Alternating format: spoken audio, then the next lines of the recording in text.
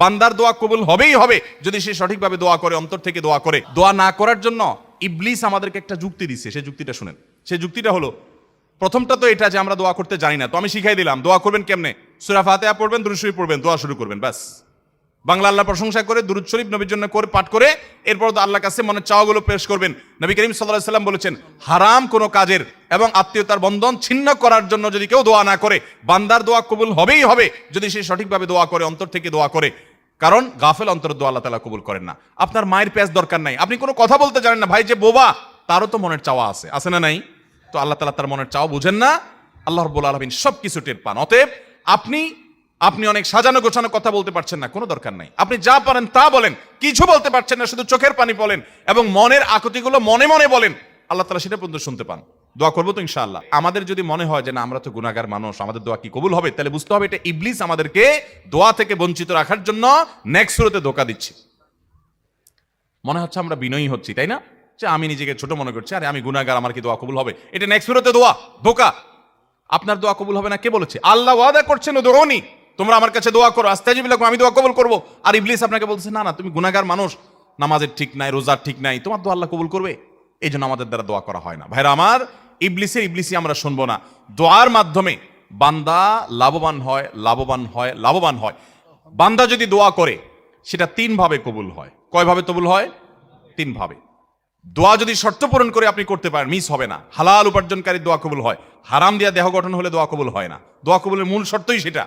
এরপর দোয়া কবুলের শর্ত হলো যে সালাত সালাম পেশ করবেন নবী করিম সাল্লাল্লাহু আলাইহি ওয়াসাল্লামের প্রতি, আল্লাহর প্রশংসা নিবেদন করবেন। এর মাধ্যমে দোয়া করলে দোয়া কবুল হবে। ভাইরা আমার, আপনি যদি দোয়া করেন, নাম্বার এক, যা চাইছেন আল্লাহ তা আপনাকে দিবেন। এটা হলো দোয়া কবুলের একটা পদ্ধতি। চাইছেন একটা, আল্লাহ দিয়েছেন আরেকটা, সেটাও দোয়া কবুলের পদ্ধতি। আপনি মনে করতেছেন যে আমার এই মুহূর্তে পানি হইলে মনে হয় লাভ হবে, আল্লাহ তাআলা আপনাকে হয়তো পানি না দিয়ে আরেকটা দিয়েছেন যেটা আপনার এর চেয়ে বেশি ইম্পর্টেন্ট, আপনি নিজে জানেনও না সেটা। তো দোয়াটা সেভাবেও কবুল হয় যে আমি যা চাইছি তা হয় নাই, কিন্তু অন্য কিছু হয়েছে যা আমি চাই নাই। এটা দোয়ার মাধ্যমে হয়। তৃতীয়ত, বান্দার দোয়া কখনো কখনো আল্লাহ দুনিয়াতে কিছুই দেন না দোয়ার বিনিময়। আল্লাহর কাছে চাইছে আল্লাহ এটা দেন, আল্লাহ দেয় নাই, কিন্তু আখিরাতে আল্লাহ তাআলা তার জন্য সওয়াব রেখে দিয়েছেন। কারণ দোয়া বান্দার বৃথা যায় না। কোন কোন হাদিস থেকে আমরা জানি কিয়ামতের ময়দানে মানুষ কিছু সওয়াব দেখে বলবে, এই আমলগুলো তো আমি করি না, এগুলো সওয়াব করতে থেকে আসলো। তখন বলা হবে, দুনিয়াতে তুমি যে দোয়া করছিলা সেই দোয়াটা আল্লাহ তাআলা দুনিয়াতে তোমার মঞ্জুর করে না, এটা জমা করে রেখে আখিরাতে তোমাকে সওয়াব দিয়েছেন। তখন সে বলবে, ইস, আমার দুনিয়ার সব দোয়া যদি না মঞ্জুর হয়ে সবগুলোর বিনিময়ে যদি আখিরাতে অনন্তকালের জন্য পেয়ে যেতাম, কতই না ভালো হতো। দুনিয়ার জীবন তো সংক্ষিপ্ত ছিল, এখানে তো অনন্ত অসীম কাল ভোগ করবো। অতএব দোয়া করবো তো ইনশাআল্লাহ। আমাদের মুর্দাদের জন্য আমাদের দোয়া করতে হবে, চোখের পানি ফেলতে হবে। ভাইরা আমার, বাবারা আমার, আমাদের দাদা দাদি, নানা নানি, তাদের বাপ দাদা, আমাদের নিজেদের আপন, আমাদের কাছের আত্মীয় স্বজন এবং আমাদের বাবা মা, আত্মীয় স্বজন সহ বন্ধু বান্ধব, পাড়া প্রতিবেশী, আরো যারা দুনিয়া থেকে চলে গেছেন, তাদেরকে আমরা যদি উপকার পৌঁছাতে চাই, আল্লাহর শপথ করে বলছি, সবচেয়ে বড় উপায়, সবচেয়ে বড় মাধ্যম হলো আপনি নিজে আল্লাহর কাছে একটু হাত তুলে চোখের পানি ফেলেন, নামাজ পড়ে 2 রাকাত, অথবা যখন আসেন, এমনকি বিনা ওযুতেও সম্ভব, আপনি ভোর রাতে নামাজের আগে পরে, অবসর সময়ে, শুক্রবারে, বিশেষ করে আসরের পরে শুক্রবারে বা যে কোনো সময় আপনি 2 হাত তুলে, অথবা হাত তোলার সুযোগ নেই, আপনি হাঁটছেন। আমি কিন্তু আমল করি ভাই। আমার বাবা দুনিয়া থেকে চলে গেছেন, গভীর রাতে মাহফিল শেষ করে বাসায় যাই, হঠাৎ বাবার কথা মনে পড়ে, আর সাথে সাথে আল্লাহর সাথে কথা বলা শুরু করে দেয়। আল্লাহ, আমার আব্বাজান আজকে বেঁচে থাকলে কত আমল করার চেষ্টা করতেন, কোনোদিন দেখি নেই আমার আব্বাজান রহমতুল্লাহ আলাইকে জীবনে একটা দিনও দেখি নাই যে কোরআন তেলাওয়াত ছাড়া তার দিনটা কেটেছে, কোনোদিন দেখি নাই। কোরআন তেলাওয়াত কোনোদিন করতে পারেন নাই সারাদিন ব্যস্ততার কারণে, রাতে এসেছেন বাসায় অস্থির হয়ে গেছেন, আমার কোরআন তেলাওয়াতটা করতে হবে। আমল কখনো ছাড়েন নাই। আল্লাহ, আজকে তিনি এগুলো কিছুই করতে পারছেন না, তার আমলের দুয়ার বন্ধ হয়ে গেছে চিরতরে। মালিক, তাহলে যেটা বলছিলাম, মানুষের মৃত্যুর পর মৃত মানুষের জন্য জীবিতরা সবচেয়ে বেশি যে করণীয়টা তাদের, সেটা হল দোয়া। বেশি বেশি দোয়া, উঠতে বসতে, চলতে ফিরতে, শুইতে খাইতে, এমনকি অজু অবস্থায়, বিনা অজু অবস্থায় হাত তোলা ছাড়া একাকী যখন আছেন, মনে মনে আল্লাহর সাথে কথা বলা শুরু করবেন। আল্লাহ, আমার এই প্রিয় মানুষটা দুনিয়া থেকে গেলেন, আমার এই আপন মানুষটা চলে গেছেন, আল্লাহ আপনি ছাড়া তার কেউ নাই, আল্লাহ আপনি তার প্রতি রহম করেন। মন খুলে দোয়া করব। এই দোয়া মুর্দার জন্য কি পরিমাণ উপকার হয়, ইবনে মাজার যে হাদিসটা আমি শুনিয়েছি সেখান থেকে আমরা জানলাম। আল্লাহ আমাদেরকে আমল করার তৌফিক দান করুন।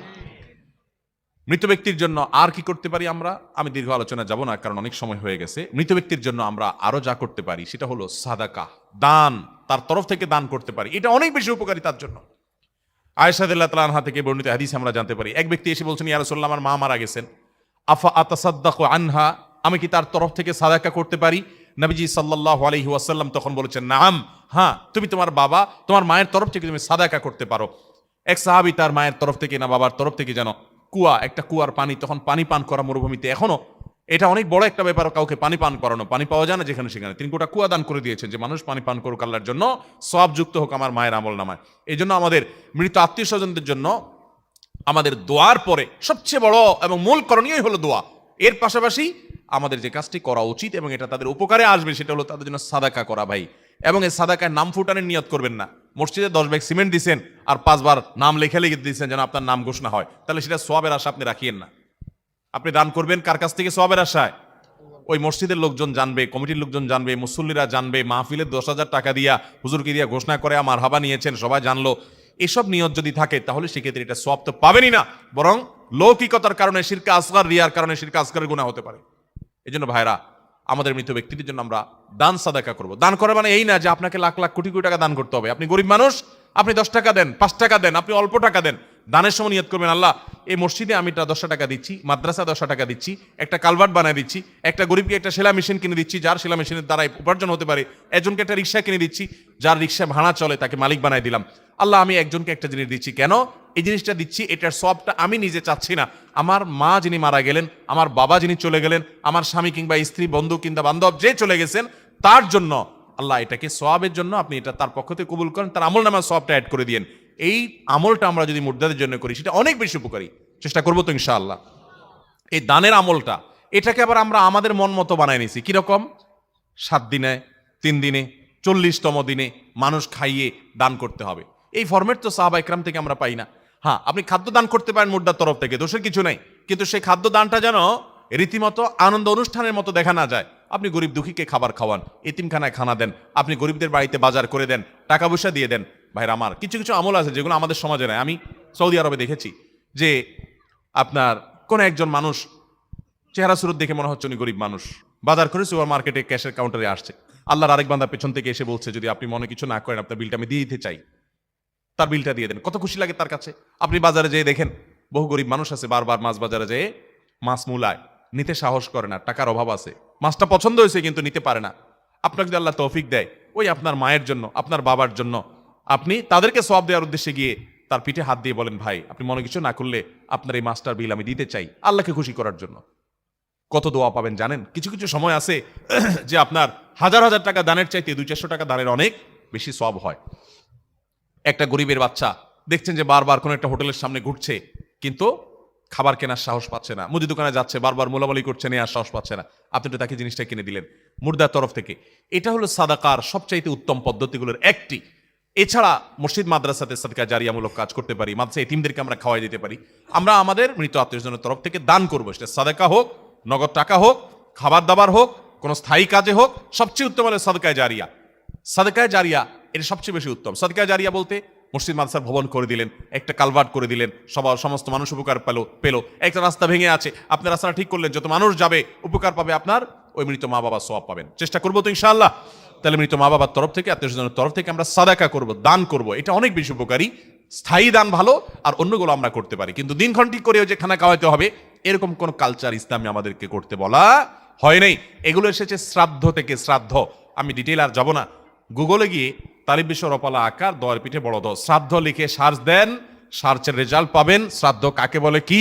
এরপরে আমাদের মুসলমান সমাজের এই আনুষ্ঠানিকতার সাথে আপনি মেলান, আপনার দিনের আলোর মতো পরিষ্কার হয়ে যাবে। আমি একবার নয় বহুবার দেখেছি, অনেকগুলো ওয়েবসাইটে দেখেছি হিন্দু ধর্মর ভাইদের তাদের ধর্মবিশ্বাস মতে শ্রাদ্ধ কিভাবে করে, আপনি দেখেন, দেখবেন আমাদের সাথে মিলে যায়। অতএব আমরা অমুসলিমদের কোনো কাজের অনুসরণ করব না, আমাদের জন্য কোরআন এবং হাদিসই যথেষ্ট। আল্লাহ আমাদেরকে আমলের তৌফিক দান করেন।